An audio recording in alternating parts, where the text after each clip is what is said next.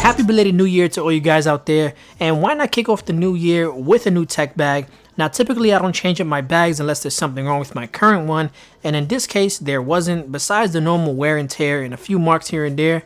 But MOS reached out to me and asked me if I wanted to check out the MOS Pack, and I said sure, why not.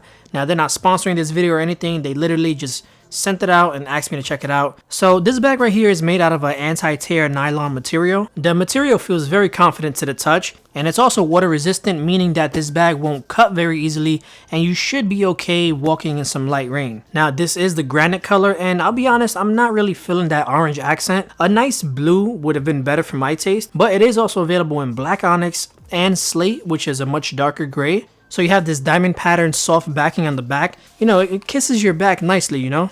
I had no problems walking around with this, even when it was packed pretty heavy, like with a laptop and a tablet and all that stuff. So compact is the best word that I can use to describe this bag, because it's relatively small compared to other tech bags out there, but with just enough space for all your cable management and all your toys as well. So unzipping that small pocket up top is where I like to keep some adapters and basically just anything that I think can be lost pretty easily. So for example, the iPhone 7's headphone dongle, you gotta keep that around, you never know what'll come in handy, as well as 2 of these expandable lightning storage options for the iPhone, just in case I happen to be moving files in between Android and iOS while I'm out and on the go. So that pocket to the lower front is where I like to keep the iPhone 7 Plus tucked away nicely, since I do use this as my secondary driver. It's a little tight, but there's enough space for little knickknacks. Now right above it in this pocket is where I like to stow some gadget friendly pens that I did feature in a couple of videos in the past, and these things come in handy more than you'd expect. I also like to keep around the occasional power bricks. And lastly is the GoPro Hero 5. I love this little guy. If you haven't seen my review of this, be sure to go check that out right now. So taking a look at the smaller sleeve, it's big enough to store most size tablets, with my Pixel C fitting just about perfectly, and the larger sleeve is also able to fit a 15-inch MacBook Pro, almost as if it was meant for it. This is definitely the biggest size laptop you can fit. So now one thing I noticed was that side pocket to the left is very spacious. It's actually designed for a water bottle, but you can easily place a few smartphones in there if you wanted to, or even a Bluetooth speaker, which is what I use it for. So the Bluetooth speaker that I'm using with this bag is called the Big MagicBox by DKnight. It has 2 10-watt drivers and it offers a good amount of bass.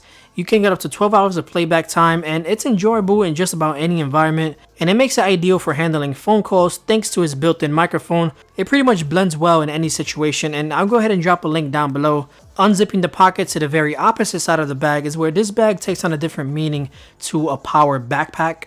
So instead of having a power back built into the bag like we see in most other tech bags, you actually get an AC plug with 2 built-in USB ports and 1 dedicated 3-prong outlet for charging a laptop or whatever high-powered gadgetry you may have.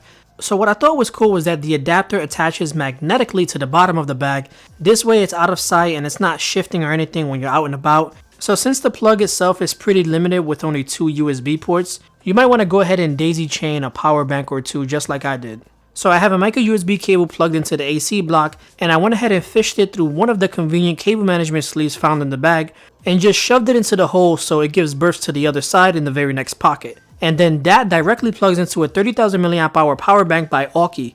This thing is a freaking tank. I'll go ahead and link this down below too in case you're interested. And then I have a second micro USB cable plugged into the AC block, and it's the same deal here except that it's running to a 8,000 mAh power bank by MagQi. So a real funny story, a manufacturer from China actually sent me this, but for some reason I can't find anywhere to buy this thing online. But this is called the MagQi, and the reason for that is because this is a magnetic wireless charging power bank. Now don't get me wrong, I've seen magnetic wireless chargers like for cars and stuff, but I've never actually seen it incorporated into a power bank. So I thought that was pretty sick. So the kit that they sent me was with this, a desktop charger and a car charger as well, and they also sent me different adapter plates for all types of smartphones. So we have a USB-C connector, a lightning connector, and a micro USB connector. And you guys have seen this before. You basically just tuck it underneath your favorite case, and the magnets are incredibly strong enough to even hold the iPhone 7 Plus, and it does this using 4 small magnets on each corner, all while simultaneously wirelessly charging.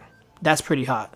Alright, so back to the bag. So since I have it set up like this, I basically just plug in the MOS pack, and now my power banks are now juicing up, and now I have a bunch of backup power at my disposal for whenever I'm on the go. So let's say you can use this to charge a pair of wireless earbuds or extra smartphones or whatever it is you have. And you might have noticed those cable management strap buttons inside the bag. So basically you can use these to keep those extra charging cables that you have lying around looking nice and neat. This way everything is secure and nothing gets tangled, because we all know how annoying that gets. And lastly, you have a snug elastic pouch that can fit just about any small hard drive or SSD.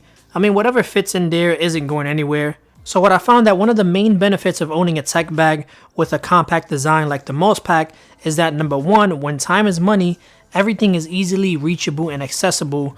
And number two, everything is easy to remember where you last placed it. Alright, so now onto the pricing. The MOS Pack retails for $110. MOS, that's a pretty big price tag, you know that. So to put that into perspective, there are tech bags out there that's double the size at 1/3 of the price. So yeah, I mean, regardless of all that, it's a pretty dope bag, and I'm still gonna use it until number one, it wears out, or number two, something else catches my eye. But I'm curious to know, given everything that I told you guys about the MOS Pack, would you run out and spend $110 on this bag or any other tech bag for that matter? If so, why or why not? Go ahead and drop those comments down below. I'm curious to know. And as always, if you're new to the channel, be sure to hit that subscribe button so you don't miss out on some awesome tech videos. I want to thank each and every one of you guys for watching, and I will see you in the next video. Peace out.